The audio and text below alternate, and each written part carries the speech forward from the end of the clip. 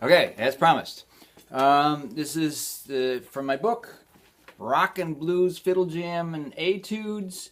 I have been doing little promotional videos for each of the keys, and I had a request to do a complete level 1, a complete level 2, and a complete level 3 video, and I will also do a complete 8 groove Atoodz.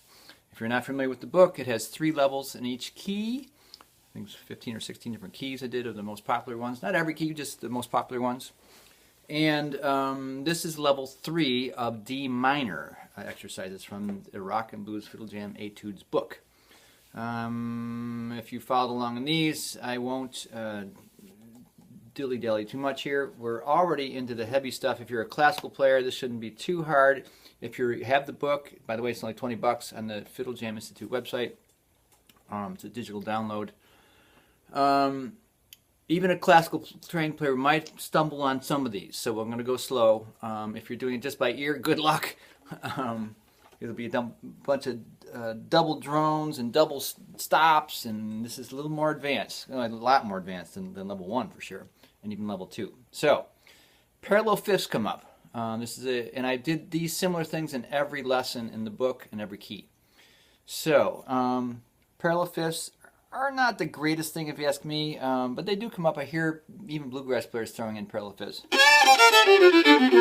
And so you've got to put your fingers straight across 2 strings. So, here's the first one. Now, we should talk technically about getting double parallel fifths in tune. It's tough on a fretless instrument. It's easier on a fretted instrument because the fret does the intonating work. That's why people like Tracy Silverman have frets on their bottom strings so they can nail the power chords, which is a fifth. And the violin is tuned in fifth, so it's always straight across, like I mentioned already. And to get it in tune, you kind of have to get your finger right between, nestle it between the strings, so that the point of departure from your flesh is similar on one string, even though the curvature of the finger then goes around, and it's similar on the other side because it has to be straight across. If you favor one string or the other, it'll be out of tune. So take that for what it's worth and try your best. It's okay to wiggle them around and slide them if it's not exactly right. These are preparations for improvising. Try that again. Next measure. Put a little octave in there.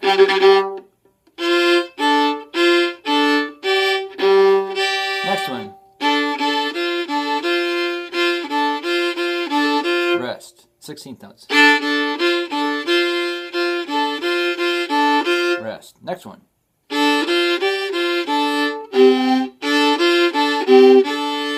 Now, basically,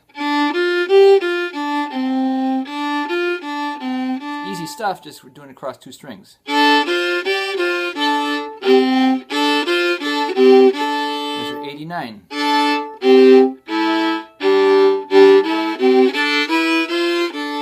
That had the E and the B first finger. Again.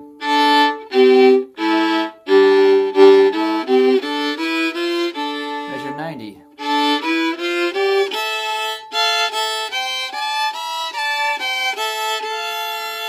Again, we're stretching things here. So, low 1 with opening, because the B is not part of this key. The B flat's not part of this key.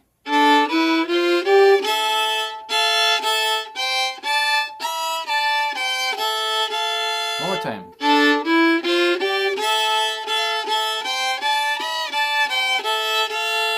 Now in the licks and tricks subsection.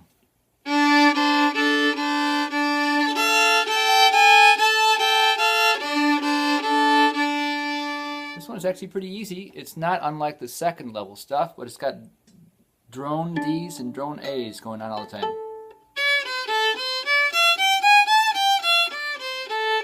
It's a riff, it's just adding drones below.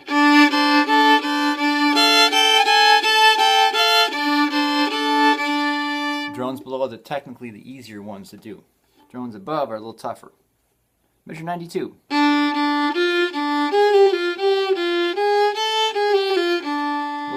section. A flat, A flat. One more time.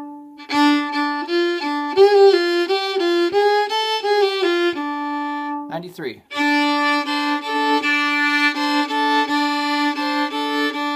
Again.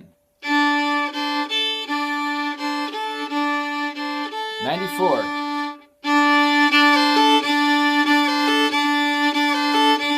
Yes. 95.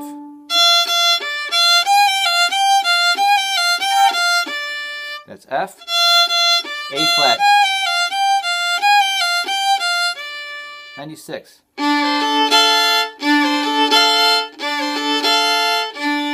So it's basically D, C, A, and a triplet, and F with drones.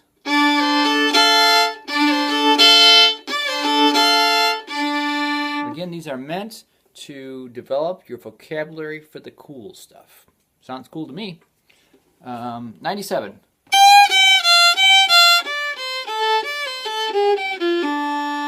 Little triplet at the end. A flat. Triplet, A flat. One more time. 98. A flat on the G string.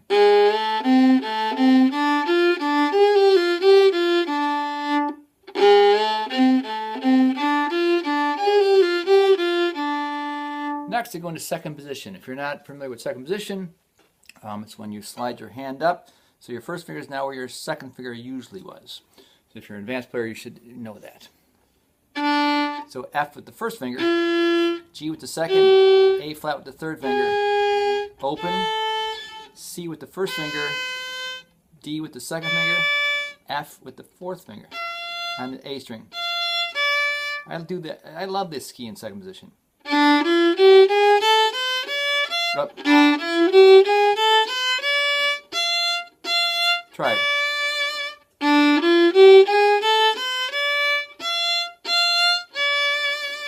I do licks and riffs in this key in second position, and the open strings kind of help us extend that.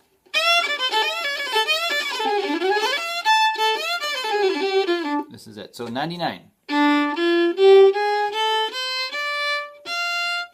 More of the same stuff in measure 100.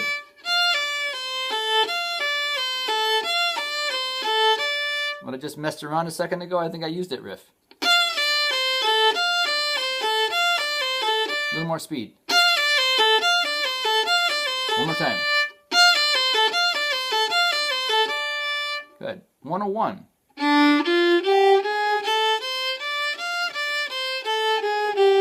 I love that. One more time. It's all second position. Number 102, measure 102.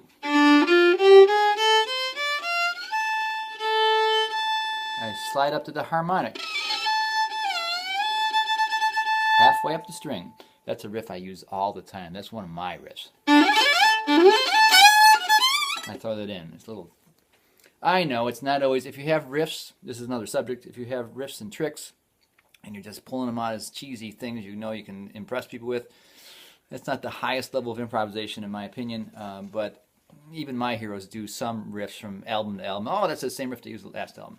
So it's okay to have some vocabulary, and if it comes out as your own way, that's cool, even if you're ripping me off. So here it is, measure 102. Second position, F, open A, second position, and slide up at the fifth position, the harmonic.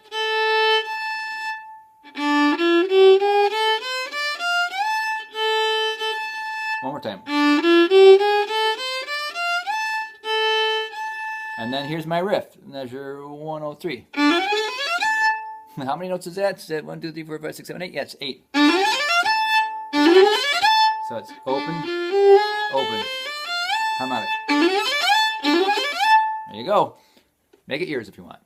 Let's move up the page here. Measure 104.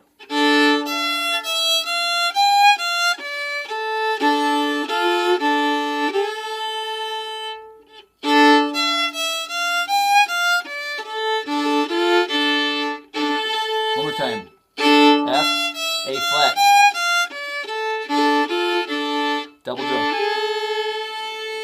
it. So one more time for us, for me.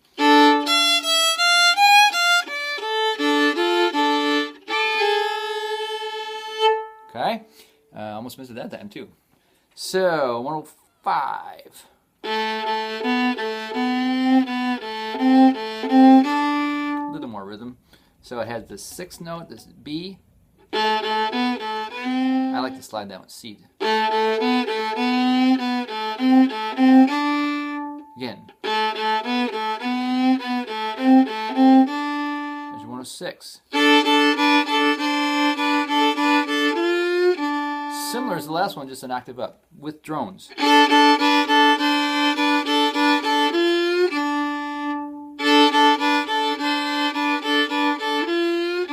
Notice I'm sliding more. You can do whatever you want. These are riff training for your vocabulary, not just my vocabulary. 107.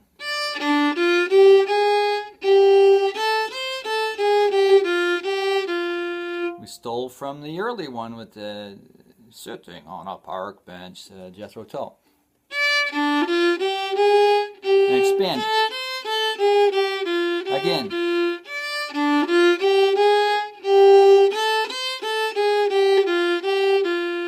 Next measure, 108.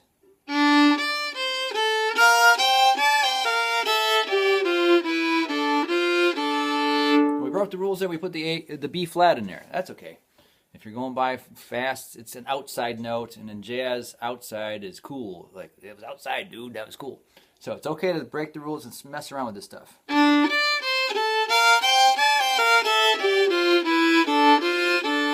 later in the measure, we had the B natural with the E.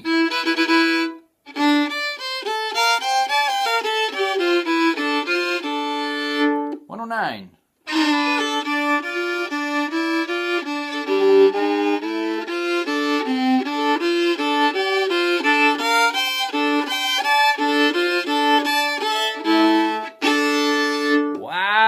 Okay, let's try it again.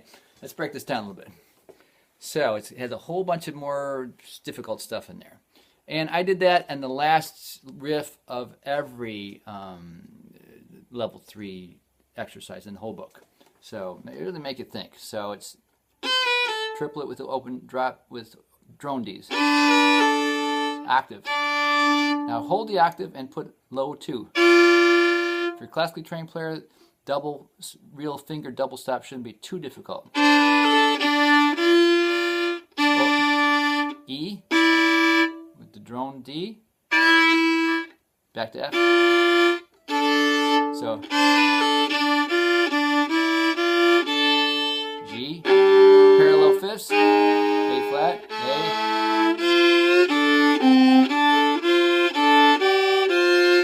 Just messing in, bringing in all the stuff from earlier. The B flat thing again.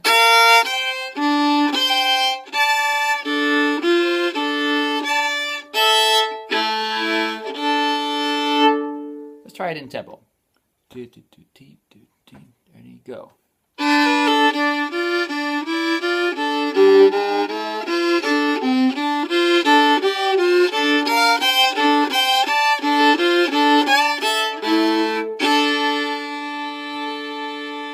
Time, and here we go. And